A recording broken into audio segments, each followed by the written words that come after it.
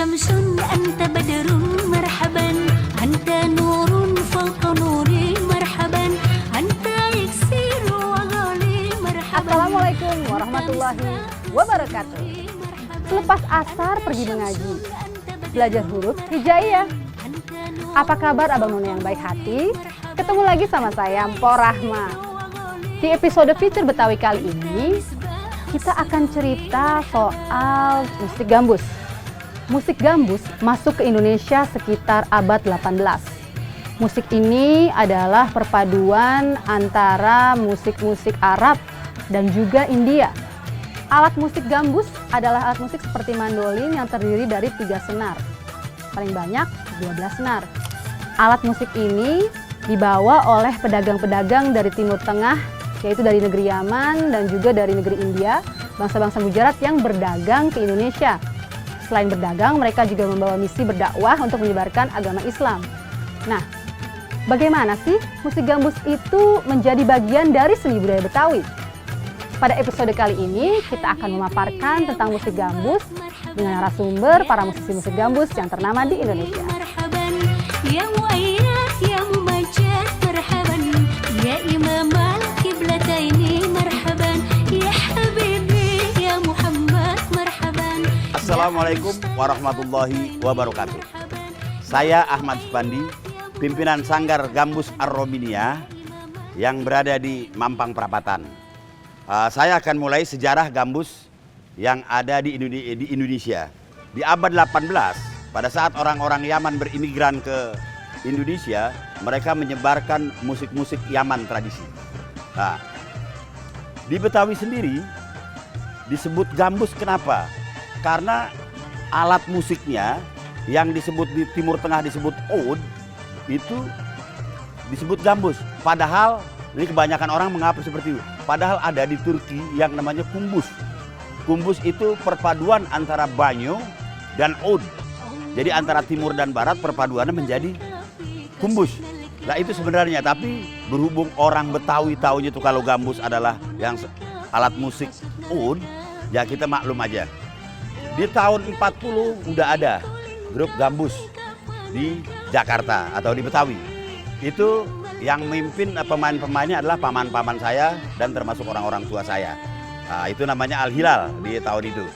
Nah, gambus itu pernah cukup booming di Indonesia, bukan di Betawi aja, di Indonesia. Kalau hajatan, orang Betawi tanpa gambus itu bagaikan sayur tanpa garam. Gambus itu yang bentuknya kayak pura gitu, yang tengkurap gitu. Nah, awalnya itu gambus itu sebetulnya dibawa oleh para pedagang Gujarat. Dan itu biasa hiburan itu di pinggir kali mereka bermain sambil artinya memuji-muji kebesaran Allah. Artinya itu sebagai nasihat awalnya hanya untuk hiburan pribadi, bukan untuk hiburan halayak ramai.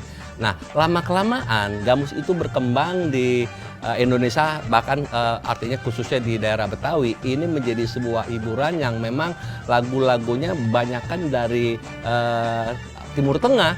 Karena memang ini membacakan syair-syair dari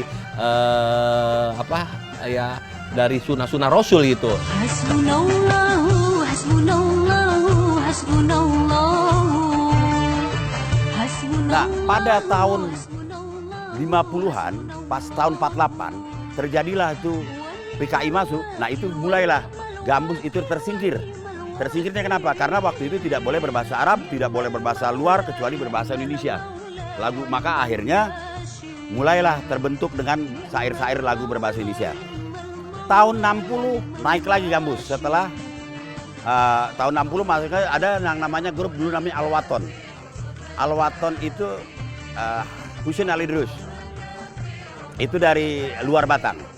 Nah, lagunya cukup terkenal zaman itu, diantaranya Amawardatul Jamal atau yang kita kenal Ju'ilat, itu cukup ramai.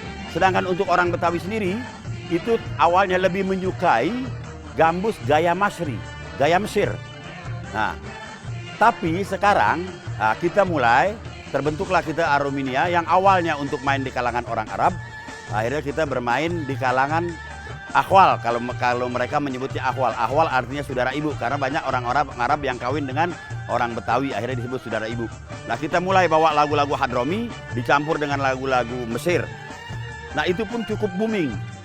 Nah, di Aromania sendiri dibentuk 11 Maret 1993 dan pada 1996 itu kita diundang oleh PMEE, Persatuan Pemuda Muslim Eropa. Kita sempat main di Belgia, di Belanda, di Prancis.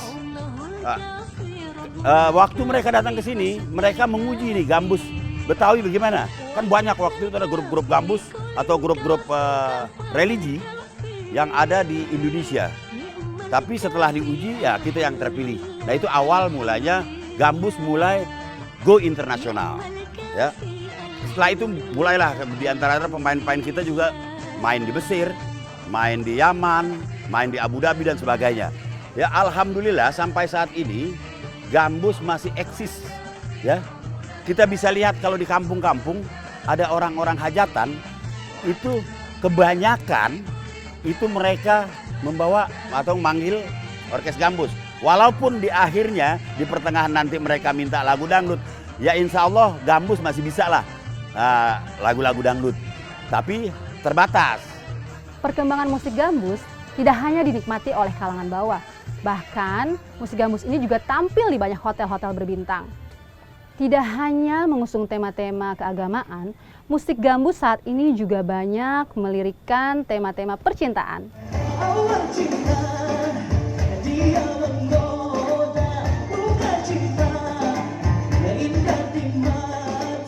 Nah, perkembangan gambus setelah itu adalah bahwa gambus itu sebagai hiburan untuk misalkan perayaan pengantenan atau perayaan sunatan dan lain sebagainya, atau kadang-kadang pada saat maulid juga dimainkan lagu-lagu gambus. Nah, sekarang ini perkembangannya gambus ini saya melihat kan kayaknya kalau yang agak-agak berbau agama perkembangannya agak tersendat. Saya pikir sebetulnya bukan itu, tapi memang artinya tetap bahwa sebuah seni tradisi itu 3 hal yang harus kita jaga.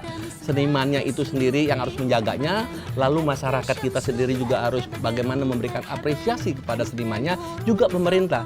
Pemerintah harus bisa memberikan ruang atau memfasilitasi biar mereka ini seniman-seniman gambus itu tetap berkembang. Nah, gambus sendiri kalau saya melihat ya ini memang agak unik bahwa dia kan cuma punya, kalau tidak salah senario cuma 3. Dan ini sangat luar biasa gitu bagaimana memainkan lagunya, lagu gambus gitu.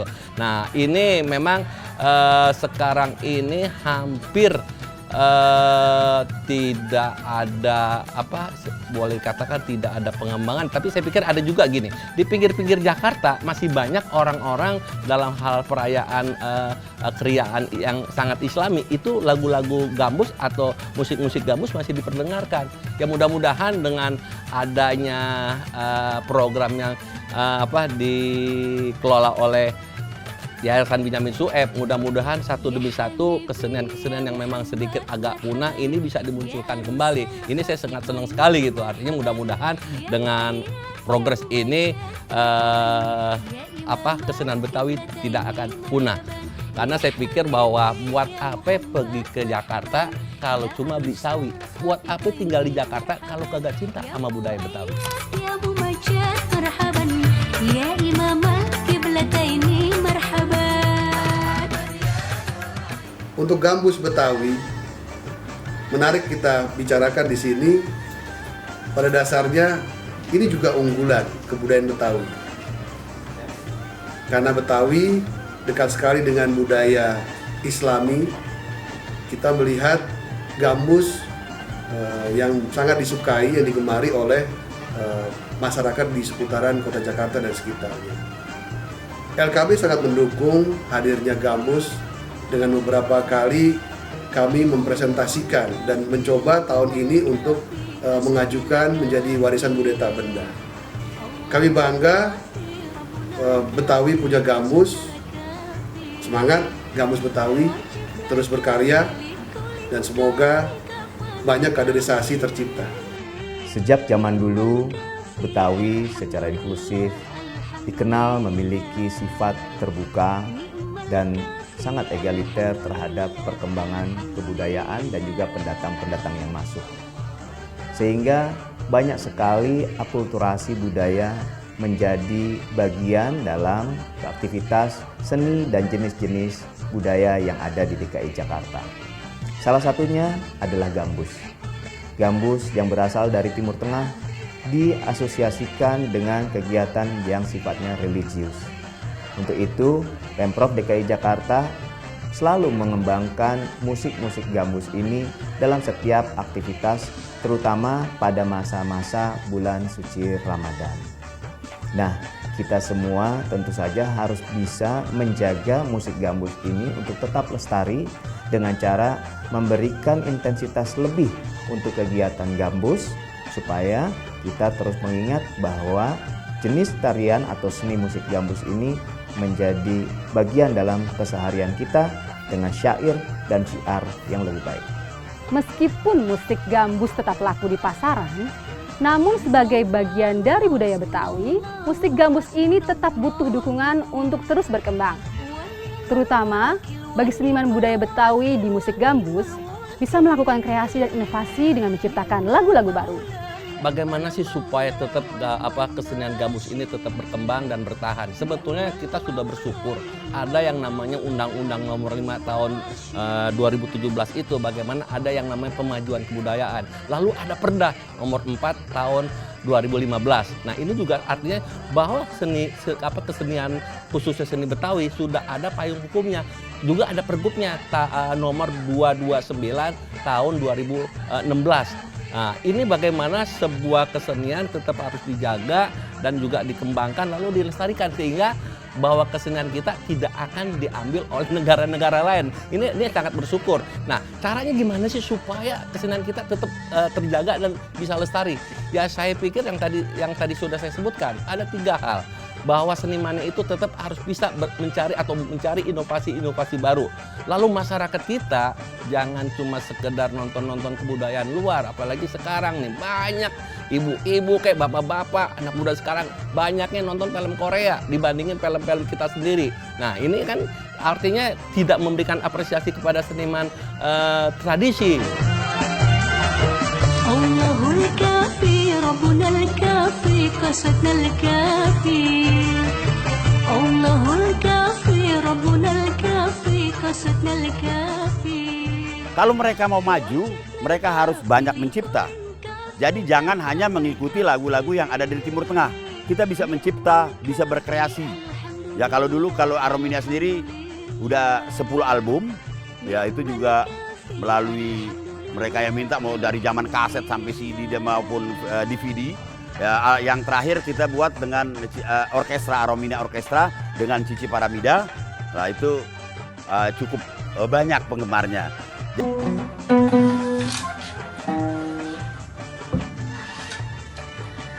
Antusias masyarakat terhadap musik gambus dari dulu sampai sekarang sangat bagus dan sangat luar biasa.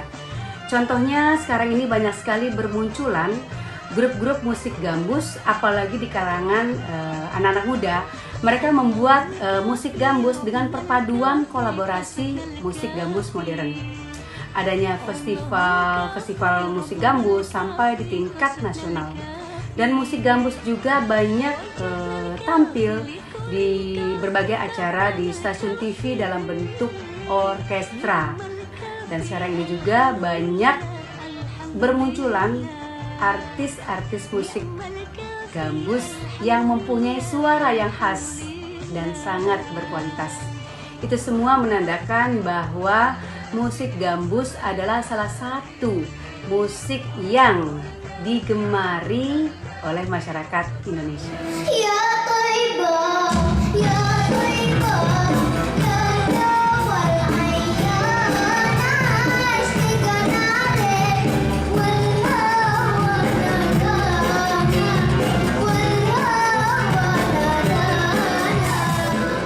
Yang penting berkreasi, berinovasi. Itu intinya. Kalau mau maju, nggak harus banyak sekali kita banyak melihat. Yang namanya seniman, kalau kita merasa besar sendiri, itu seperti katak dalam tempurung. Orang lain belum tentu kenal ente. Tapi yang penting ente harus banyak melihat. Kita bisa lihat lagu-lagu dari orang, oh ini so-so band dari barat begini. Nah ini Gambang Kromong begini, kita lihat nih, kita ambil yang terbaik. Insya Allah dengan ini nggak bakal ketinggalan zaman. Sampai kapan aja. Ya, saya sendiri, Arrominia sendiri sudah 29 tahun. Tapi sampai saat ini masih tetap berdiri. Terus yang ketiga adalah bagaimana pemerintah itu memberikan fasilitas, memberikan ruang. Setiap ada itu kita gilir aja gitu pemerintah. Pada saat ada perayaan apa, misalkan ya harus dimunculkan gambus, harus dimunculkan keroncong tugu dan segala macam, sehingga tetap terjaga dan seniman sendiri juga artinya bisa sejahtera. Kalau mereka tidak diberikan kesempatan, bagaimana kita mau melestarikan, bagaimana kita mau ada generasi-generasi baru. Dia pikir, kesenian gambus peminatnya tidak ada dan tidak difasilitasi. Buat apa saya belajar kesenian gambus? Mendingan saya belajar musik lain, musik modern. Nah, seperti itu. Jadi artinya tetap misalkan pemerintah memberikan semacam kayak workshop atau sarasehan atau pengetahuan tentang seni gambus. Saya pikir itu.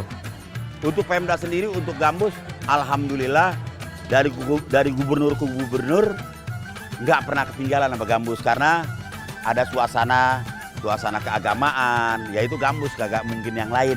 Nah itu kebanyakannya. Jadi untuk teman-teman terus berkarya, terus berkreasi agar kalian dapat maju. Saya merasa bangga sebagai penyanyi gambus yang alhamdulillah saya juga dikenal sebagai penyanyi dangdut atau penyanyi Melayu yang bisa diterima di kalangan masyarakat.